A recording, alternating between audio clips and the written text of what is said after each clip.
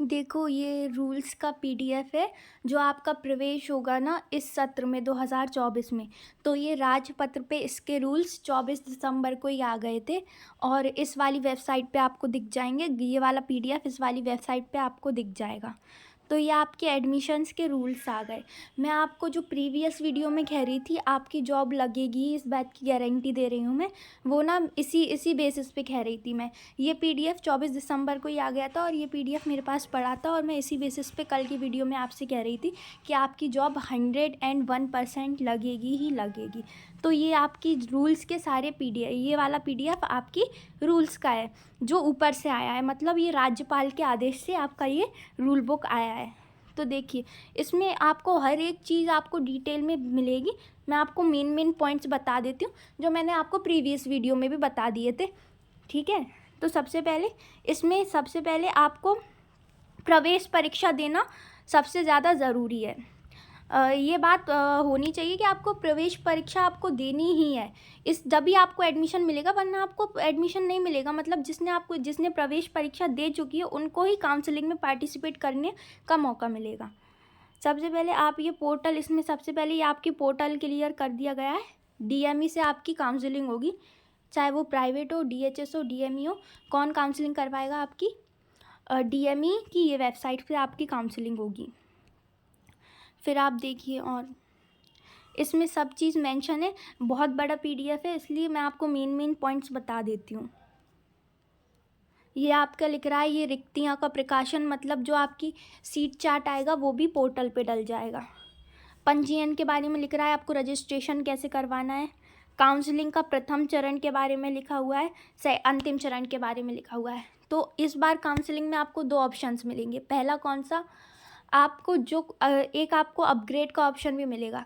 जैसे कि अगर फर्स्ट राउंड में आपको कोई कॉलेज ऑल आउट हुआ है, तो अगर आपको वो कॉलेज नहीं लेना, जैसे कि आपको उज्जैन चाहिए था लेकिन आपको विदिशा मिला, तो आप सेकंड राउंड में, फर्स्ट राउंड में आप वो कॉलेज ना लेके आप अपग्रेड कर सकते हैं वो कॉलेज, तो आपको अपग्रेड का मौका मिलेगा।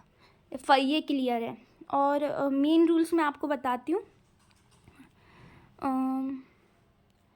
पेज नंबर, ये देखिए, ये रहा आपका पेज नंबर 9 पे इसके मेन रूल्स हैं। सबसे पहले इसमें आप ये देखिए, न्यूनतम, सब मैंने जैसे आपको प्रीवियस वीडियो में बताया था कि कितने कम से कम मार्क्स चाहिए, तो ये आपकी रूल बुक में भी लिखा आया था और इसमें भी क्लियरली मेंशन कर दिया गया है कि अनारक्षित आर्थिक रूप से कमज़ोर वर्ग, मतलब जनरल और ईडब्ल्यूएस कैटेगरी को 50% मार्क्स होना चाहिए, तभी वो काउंसलिंग में पार्टिसिपेट कर पाएंगे।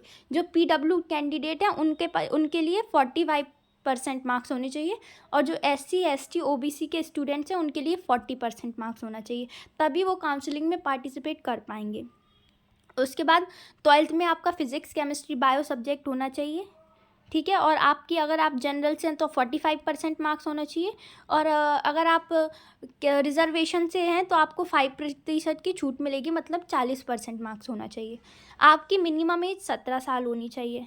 सबसे इम्पॉर्टेंट पॉइंट, इस बार अदर स्टेट्स का एग्ज़ाम भी लिया गया था, लेकिन इसमें आपको अच्छे से मेंशन कर दिया गया है, मध्य प्रदेश का स्थानीय निवासी, मूल निवासी होना चाहिए, तभी उसको एडमिशन मिलेगा।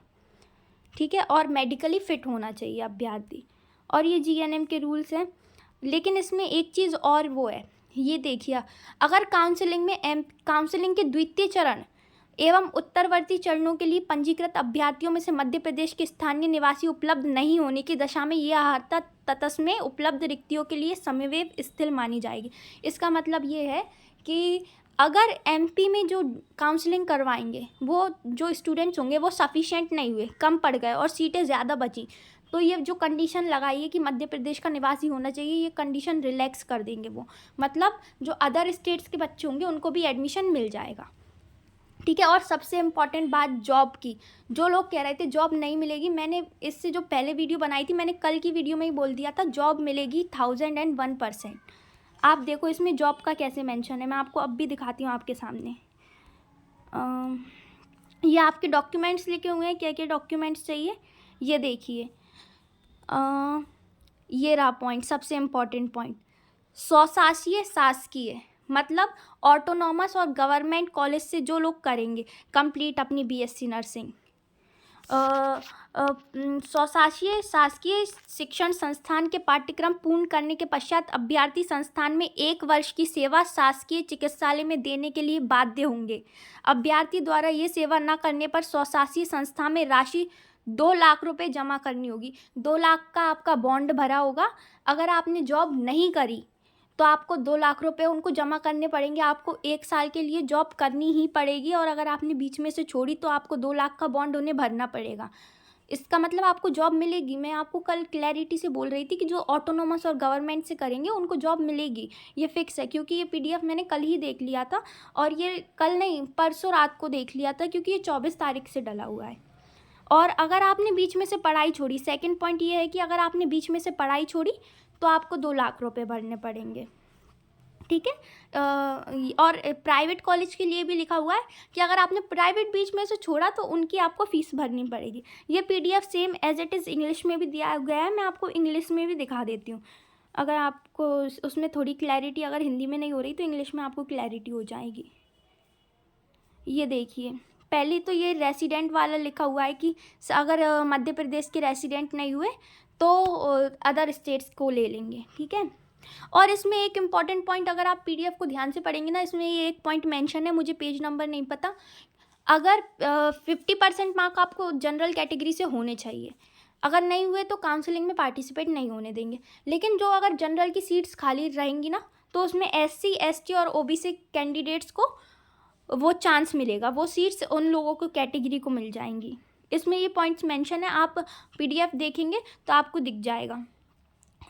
ये सारे रूल्स लिखे हुए हैं सबके, और ये डॉक्यूमेंट्स लिखे हुए हैं आपके। ये लिख रहा है, after completing the course in autonomous and government educational institute the candidate shall be bound to serve in the institution for 1 year in a government hospital. एक साल तक आपको नौकरी करनी पड़ेगी। अगर कैंडिडेट ने नौकरी नहीं करी, कंपलसरी है नौकरी करना, और अगर कैंडिडेट ने नौकरी नहीं करी तो उसको 2 लाख रुपए बॉन्ड भरना पड़ेगा। ठीक है। ये आपके रूल बुक आ गई है, और ये 24 तारीख को ही आ गई थी, और आपकी काउंसलिंग जल्दी होने वाली है। बच्चों को लग रहा था, बच्चों को झूठी उम्मीद ना दें, लेकिन काउंसलिंग होने वाली है। मैंने कल वीडियो बनाई थी तो उस पर कमेंट थे कि आप झूठी उम्मीद ना दें, ये वेबसाइट अपडेट होती रहती है। ये पीडीएफ 24 तारीख को आ गया था, और कल वेबसाइट अपडेट हुई है, इसलिए आपकी प्रोसेस सारी चल रही है। और ये किसके, आपके मध्य प्रदेश के राज्यपाल के नाम से तद अनुसार, मतलब राज्यपाल के आदेश से ये पीडीएफ दिया गया है। तो ये बहुत ऊपर से, मतलब जो गवर्नमेंट से ये पीडीएफ आया है, तो मतलब ये उन लोगों के लिए रूल्स बन गए हैं आपकी काउंसलिंग के लिए। तो आप बिल्कुल बेफिक्र रहें, आपकी काउंसलिंग होगी ही होगी, और जॉब भी मिलेगी। इस बार आप लोगों का सब होगा इस सेशन के लिए।